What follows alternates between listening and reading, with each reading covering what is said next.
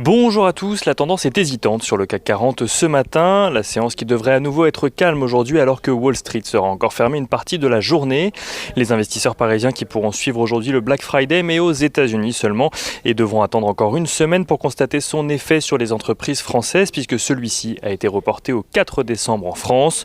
De manière générale, le marché reste tiraillé entre la progression de la pandémie et l'espoir d'un vaccin. Sur ce sujet, les sujets logistiques sont toujours en tête des investisseurs également.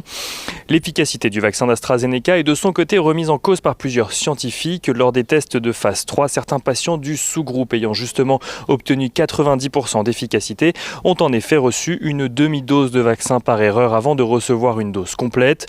Un manque de rigueur dans la méthodologie qui devrait obliger le laboratoire à recommencer ses tests. La nouvelle ne vient cependant pas agir sur l'espoir des investisseurs pour autant, alors que ce vaccin était le troisième annoncé et pour le moment celui qui affiche le taux d'efficacité le plus faible en phase de test.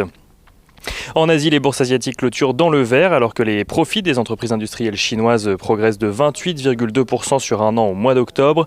Et du côté des valeurs, ce matin à la Bourse de Paris, Pernod Ricard, Société Générale, Capgemini et Legrand sont parmi les plus fortes hausses du CAC 40 ce matin. Saint-Gobain fait savoir de son côté que le rebond de ses activités au second semestre lui permet de verser un dividende de 1,33 € au titre de l'année 2020. Et à noter également que c'est aujourd'hui qu'Alchimie fait ses premiers pas en bourse et on finit ce point avec le pétrole qui s'apprécie aux alentours des 47,5 $ ce matin. L'once d'or s'apprécie de son côté aux alentours des 1800 $, tandis que l'euro-dollar progresse toujours. Il est à présent aux alentours des 1,1925 $ pour 1 euro.